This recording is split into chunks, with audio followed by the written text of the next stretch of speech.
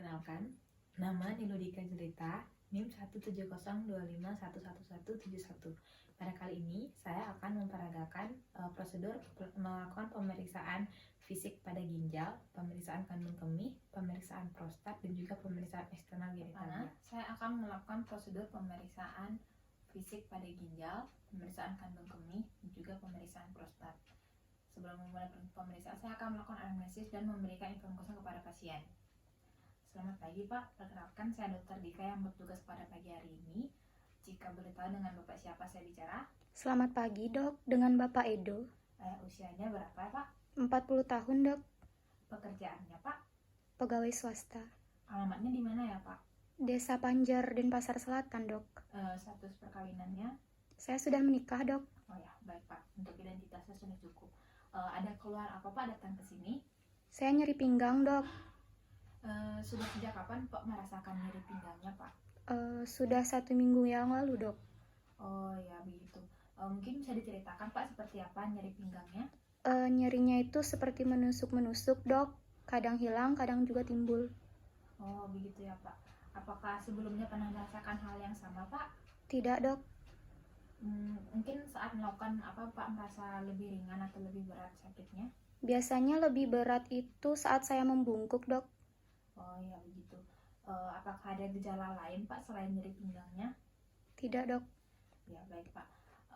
Dari wawancara tadi, saya memutuskan bahwa saya perlu melakukan pemeriksaan fisik pada ginjal, kandung kemih, dan juga bagian area genitalia Bapak. Pemeriksaannya itu meliputi inspeksi dengan melihat, palpasi dengan meraba, dan juga perkusi dengan mengetuk. Pada pemeriksaannya ini tujuannya untuk menilai dan menemukan apakah ada kelainan atau tidak pada daerah dari ginjal sampai ke daerah pelvis. Nantinya Bapak akan diminta untuk membuka sedikit pakaiannya dan juga celananya.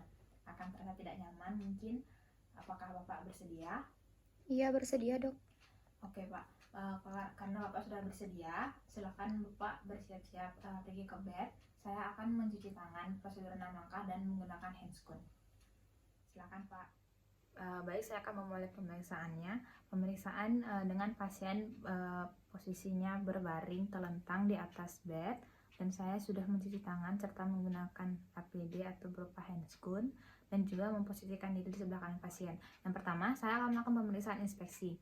Pada pemeriksaan inspeksi ini, saya akan melihat pada area flank anterior posterior di kedua sisi lateral flank area. Pada kali ini saya akan mengangkat sedikit bajunya Pak, mohon izin.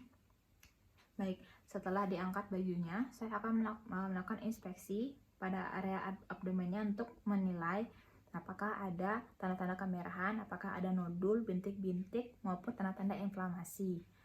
Setelah itu akan memeriksa pada bagian posteriornya dengan meminta pasien untuk miring ke kiri dan ke kanan. Mohon miring ke kiri Pak untuk melihat bagian kanan belakangnya. Iya dok. Baik, dari hasil inspeksinya ini, melihat keadaan kulit luar pada kulit pasien, tidak ditemukan adanya tanda-tanda kemerahan, bintik, nodul, maupun tanda bekas luka.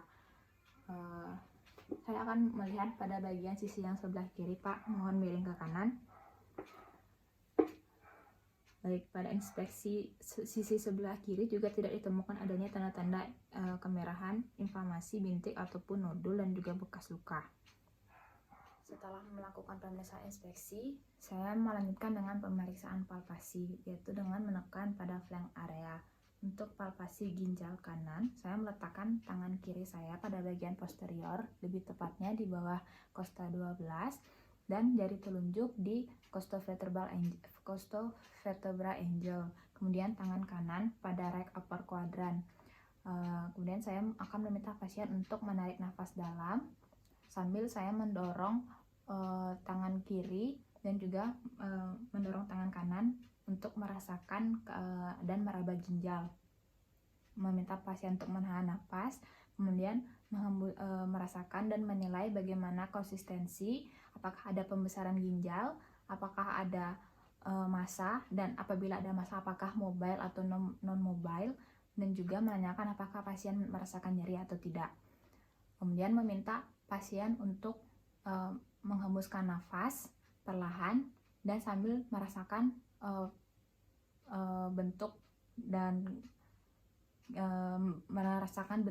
meraba ginjal saat kembali ke posisi ekspirasi. Kemudian dilanjutkan dengan pemeriksaan pada ginjal kiri dengan meletakkan tangan kanan pada bagian posterior di bawah costa 12 dan jari-jarinya di costovertebral angle dan tangan kiri pada left upper quadrant.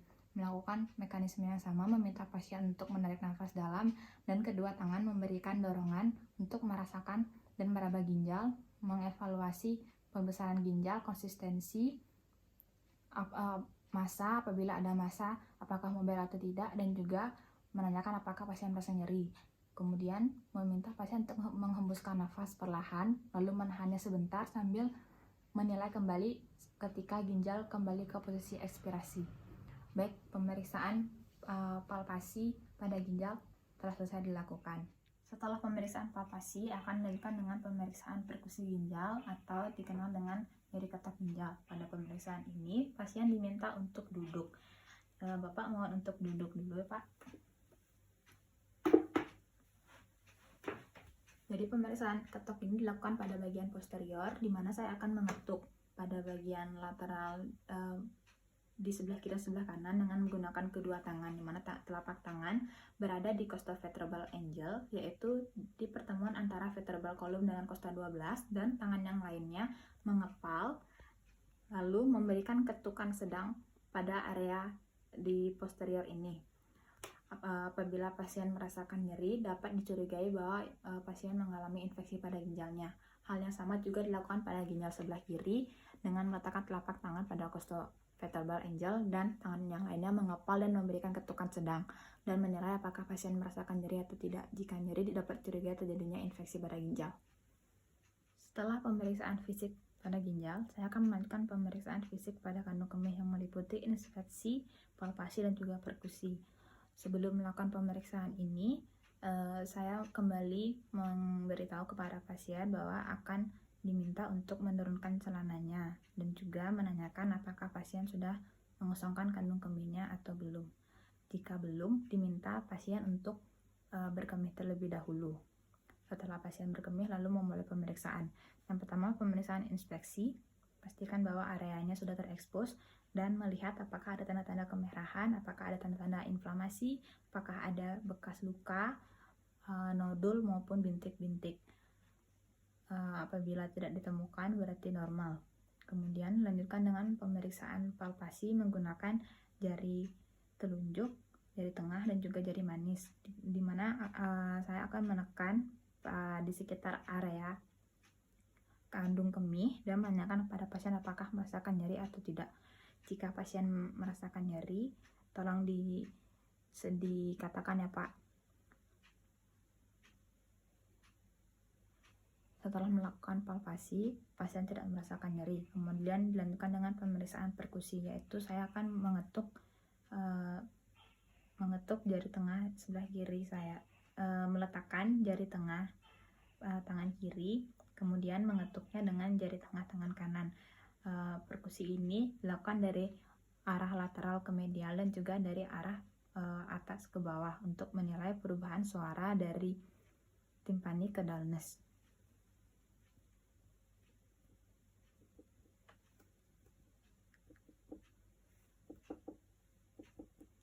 Pemeriksaan perkusi ini bertujuan untuk menentukan ukuran dari kandung kemih tersebut dan menilai apakah terjadi pembesaran pada kandung kemih.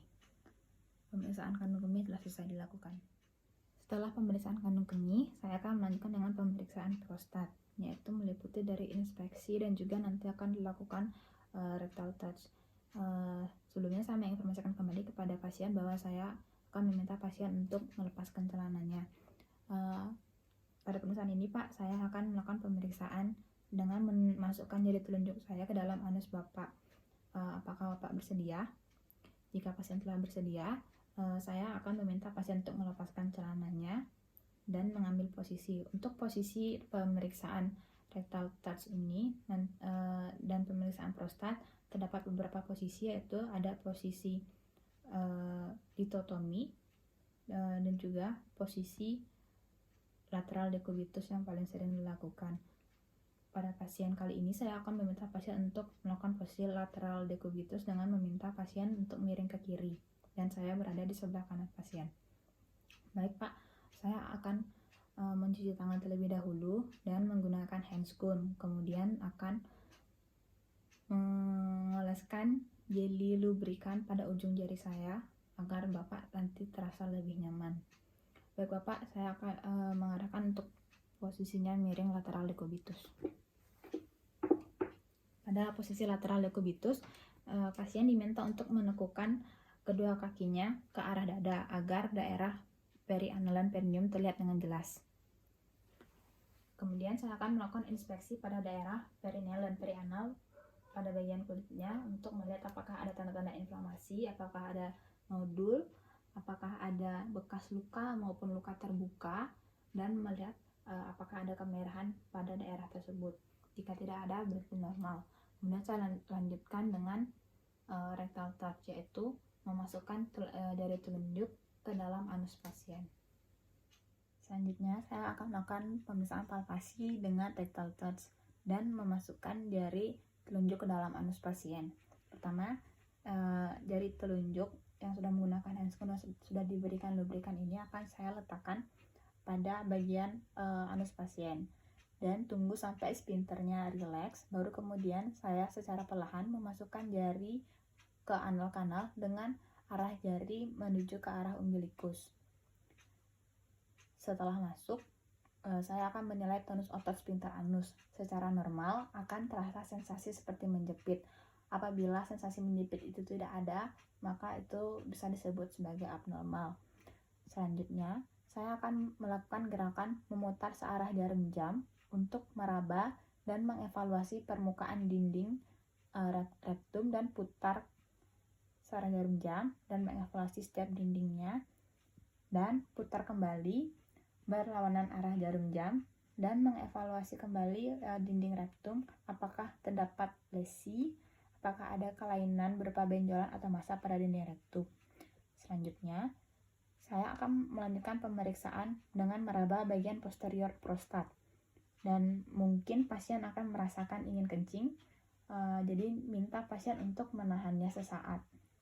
Baik Pak, saya akan melakukan pemeriksaan pada prostatnya Bapak. Mungkin Bapak akan merasakan ingin kencing, mohon ditahan dulu Pak ya.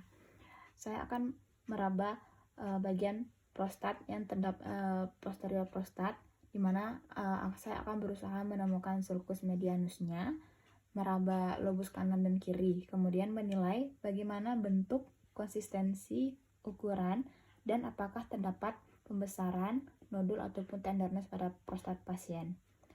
Setelah melakukan evaluasi prostat, saya menarik jari secara perlahan dan melihat pada ujung jari saya apakah terdapat sisa lendir, darah maupun feses. Dari pemeriksaan ini tidak terdapat ketiga hal tersebut. Setelah itu, saya melepaskan handscoon dan membawanya ke tempat sampah, lalu mencuci tangan prosedural kembali 6 langkah. Baik Pak, jadi tadi pemeriksaan ginjal, pemeriksaan kandung kemih, dan pemeriksaan prostatnya sudah dilakukan. Sekarang saya akan melakukan pemeriksaan genitalia. Pada pemeriksaan ini saya informasikan kembali bahwa saya akan meminta Bapak untuk melepaskan celananya agar memudahkan saya dalam pemeriksaan, karena pemeriksaannya itu berupa inspeksi dan juga palpasi. Tujuannya untuk menilai dan menemukan apakah ada kelainan atau tidak pada genitalia Bapak, yaitu meliputi dari penis dan juga skrotumnya serta komponen lainnya. Apakah Bapak bersedia? Baik Pak, karena Bapak sudah bersedia, silakan Bapak melepaskan celananya. Saya akan mencuci tangan dan juga menggunakan handscoon terlebih dahulu. Baik, pada pemeriksaan genitalia ini posisi pasien adalah dalam posisi berdiri dan pasien sudah melepaskan celana. Yang pertama, saya akan melakukan inspeksi terlebih dahulu. Pertama, inspeksi pada penis dan juga gland penis. Di sini saya akan menilai kesimetrisan bentuk dari penis, kemudian melihat kulit penis dari arah proksimal ke distal, dan juga melihat apakah ada tanda-tanda ulcerasi, apakah ada nodul, scar, peradangan, fraktur, atau tanda-tanda abnormal lainnya. Kemudian inspeksi pada area pubis, apakah terdapat parasit ataupun kelainan-kelainan lainnya. Selanjutnya, saya akan melakukan palpasi penis. Untuk palpasi penis, jika pasien tidak disirkumsisi atau jika terdapat prepusium, maka retraksikan prepusiumnya ke arah distal dan kita menilai apakah terdapat smegma, lesi ataupun tanda-tanda abnormal pada gland penis pasien. Kemudian, saya akan melakukan palpasi sepanjang korpus penis dan merasakan apakah ada tenderness, nodul maupun plak sepanjang korpus penis pasien. Setelah itu, saya akan melakukan pemeriksaan pada gland penis, yaitu dengan menekan penis antero-posterior dengan ibu jari dan telunjuk dan memeriksa uretra terminal untuk melihat apakah uretra terminalnya itu normal atau pasiennya mengalami hipospadia dan menilai apakah ada stenosis, apakah ada discharge. Jika ada discharge, segera letakkan discharge pada gelas objek untuk keperluan kultur. Dan setelah melakukan pemeriksaan palpasi ini, ingat kembalikan lagi prepusium ke arah proksimal. Selanjutnya, saya akan melakukan inspeksi dan palpasi skrotum beserta konten dan komponennya. Baik Pak, selanjutnya saya akan melakukan pemeriksaan pada skrotum Bapak, dimulai dengan inspeksi. Inspeksi pada daerah skrotum di bagian bawah untuk melihat dan menilai pada permukaan anterior, dan untuk melihat bagian posteriornya, yaitu dengan menaikkan skrotumnya dan melihat apakah ada odema, ulkus, pembengkakan, serta menilai kontur vena dan juga menilai testis apakah ada pembesaran pada satu sisi ataupun pada kedua sisi. Kemudian saya menilai dan melihat apakah ada dilatasi dari plexus pampiniformis. Setelah inspeksi dirasakan cukup, dilanjutkan dengan palpasi secara perlahan pada skrotumnya. Jika merasa nyeri, tolong diberitahu ya Pak. Pada palpasi skrotum ini dilakukan dengan memeriksa testis, epididymis dengan menggunakan jari 1, 2, dan 3, raba, dan evaluasi ukuran, bentuk, konsistensi, dan juga tenderness, serta apakah ada nodul pada skrotum. Jika terdapat pembesaran testis, tentukan ukuran dan konsistensinya, sebab hal tersebut bisa dicurigai sebagai keganasan. Setelah itu, saya akan melakukan palpasi pada setiap funiculus dan spermatic cord, termasuk vas deferens dengan ibu jari dan jari telunjuk pada epididymis ke superficial inguinal ring dan menilai apakah ada nodul atau pembengkakan. Jika ada pembengkakan skrotum, selanjutnya akan diperlukan pemeriksaan transiluminasi pada ruangan gelap. Baik, jika dicurigai ada pembesaran pada skrotum, maka diperlukan pemeriksaan transiluminasi, di mana di sini memerlukan senter dan pemeriksaannya dilakukan pada ruangan gelap. Jadi pada setting kali ini dianggap bahwa lampu sudah dimatikan dan saya menyiapkan senter yang dari HP, yaitu dengan meletakkan sumber cahaya pada bagian lateral testis, kemudian memperhatikan transmisi cahaya red glow pada testis. Normalnya akan tampak red glow yang bening. Jika terdapat massa, maka transmisi cahayanya akan terhambat. Pemeriksaan itu juga dapat menilai apakah terdapat hidrosel atau tidak. Selanjutnya, setelah melakukan pemeriksaan transluminasi, menilai apakah ada varikokel, dan juga melakukan palpasi plexus pampiniformis dan meminta pasien untuk menegangkan dirinya. Lalu kita lihat dan raba apakah ada dilatasi dari plexus pampiniformis. Kita meraba skrotum kiri dengan tangan kanan dan skrotum kanan dengan tangan kiri. Baik Pak, pemeriksaan eksternal genitalianya telah selesai saya lakukan. Sekarang Bapak bisa mengenakan celananya kembali dan kembali ke tempat duduk. Saya akan melepaskan APD dan juga mencuci tangan terlebih dahulu. Baik Pak, setelah melakukan semua pemeriksaan dari pemeriksaan ginjal, pemeriksaan kandung kemih, pemeriksaan prostat dan juga pemeriksaan eksternal genitalia, sekarang saya akan sampaikan hasilnya. Jadi dari semua pemeriksaan tadi, saya menemukan kelainan berupa Bapak merasakan nyeri ketika saya melakukan palpasi ginjal dan juga melakukan perkusi pada ginjal. Ini bisa dicurigai adanya infeksi, namun belum bisa saya pastikan juga. Dan untuk pemeriksaan lainnya tidak ditemukan kelainan dan dalam keadaan normal. Untuk itu, di sini Bapak perlu melakukan pemeriksaan lebih lanjut terkait keluhan nyeri pinggangnya tersebut. Dan saya akan merujuk Bapak ke dokter spesialis urologi agar dilakukan pemeriksaan lebih lanjut dan diberikan penanganan yang lebih tepat. Untuk itu saya akan tuliskan surat rujukannya dan nanti Pak bisa menghubungi dan menuju ke tempat yang saya rujuk ini. Apakah Bapak ada pertanyaan? Baik Pak, jika tidak ada, sekian pemeriksaan saya pada pagi hari ini. Pak bisa pergi ke tempat rujukan yang sudah saya berikan tadi. Ya, terima kasih Pak.